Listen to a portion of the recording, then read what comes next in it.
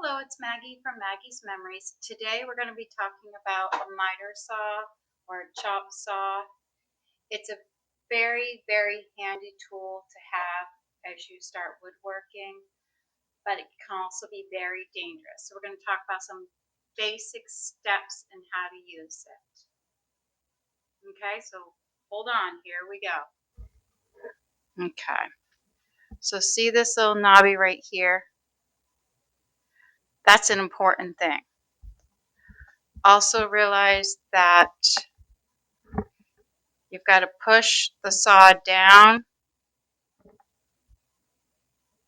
That knob is what's keeping it locked.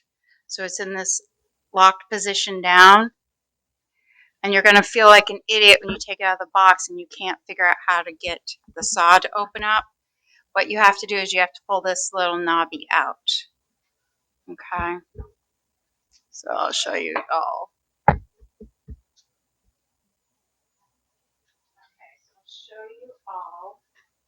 You got to actually push it down or it won't release. And then you pull it out and it'll pop up. Okay, so that's the first thing to realize is that little doohickey when you get out of the box. Okay, so here is your blade. It's going to come with a standard one when you buy it. And honestly, in the beginning, that's all you need. Okay, so but it spins. And if you ever need to change the blade or anything, you're going to need to know how to stop that. So what you do is this little button here, you push it down, move your blade a little bit, and it'll lock. Okay, so now that can't move.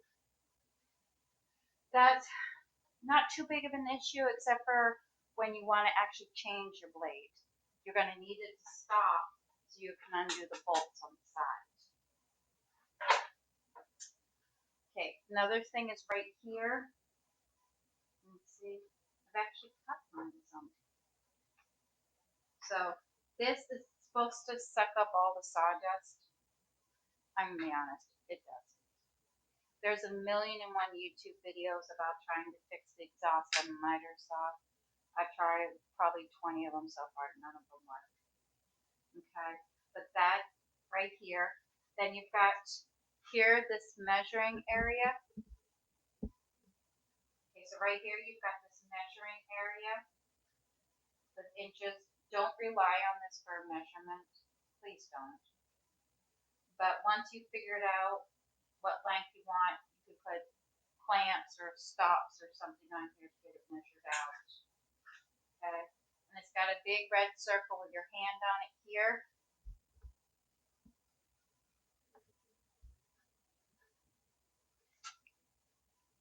See the little red hand?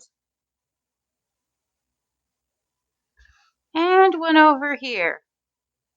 And what they're saying is us newbies definitely should not be putting our hand past here. Just be aware, because that saw is going to be going really fast. Okay?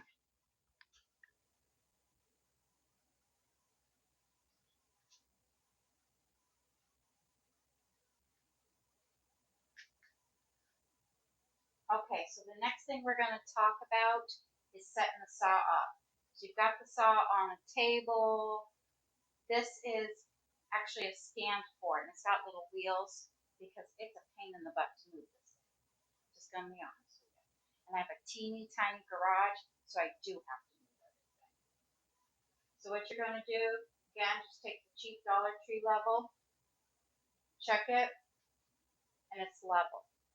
And it's important to realize it's got to be level. Or when you cut things down, they're going to be at a weird angle. They're not going to be up and down, whatever that is. Okay, so now we've got everything set up. We got everything level. We're going to actually plug it in. Now, I get nervous about cords, so I actually have mine clamped to my saw leg, so I don't have to worry about cutting the cord. I know, that's probably not going to happen. I'm going to take my sample board first. This is one I've been doing all my practice cuts and everything with so that I know I got it right. Now, as we do this, I am feeding from the right to the left because I'm right-handed and I'm going to be using the saw right. And I want to hold the wood with my left hand. So I've got it here and I've got it up against the back of this because this is what we're going to use for stability. Okay, so we're going to bring it out because you want to bring the blade out past the wood, and then as you're bringing it down, you're going to turn it on, and then you're going to push it back.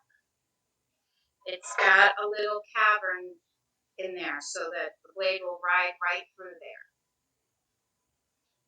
Okay, so here we go.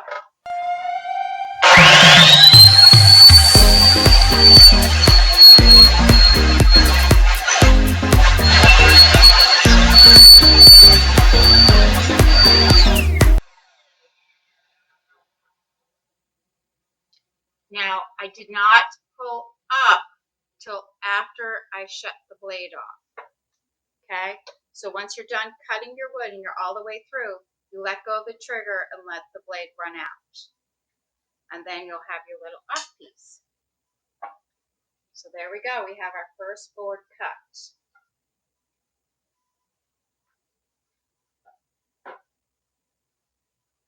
Now we're going to do the big piece.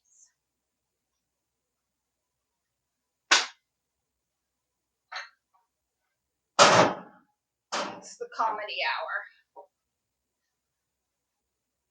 Okay. This is why it was so important that everything was level, because we want it all lining up. Okay. We got it at our stop. Again, we're going to pull it out. And then as we bring it down, we're going to turn on the blade, push it back. And then once we've cut all the way through the wood, we let go of the trigger, let the blade run out, then we pull it up. Here we go.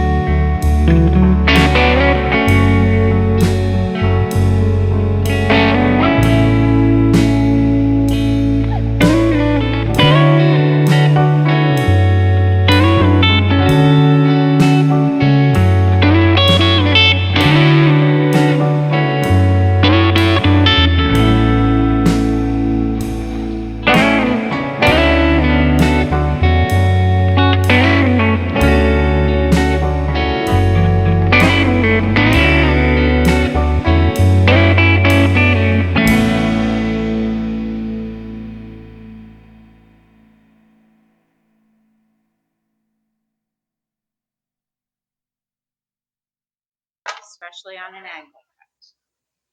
Okay, so we're going to do that part now.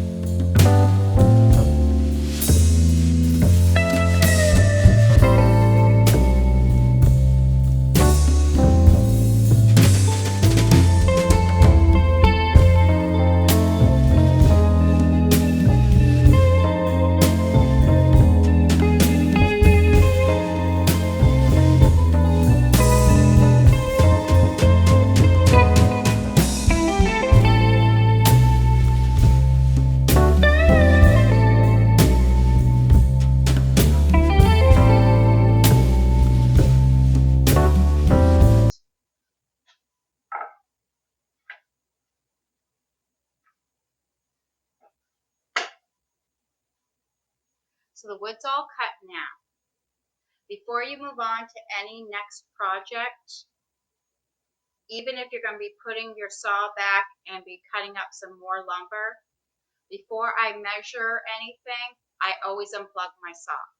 So my rule of thumb is that if I'm not actually in the act of cutting something, the saw is unplugged. Thank you for watching this video. I hope it'll help you become a weekend warrior woodworker too. That's a mouthful, isn't it?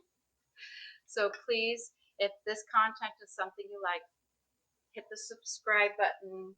I still don't know where it gets put. Okay, and if there's any projects you want me to try, leave it in the comments. Thank you. See you soon.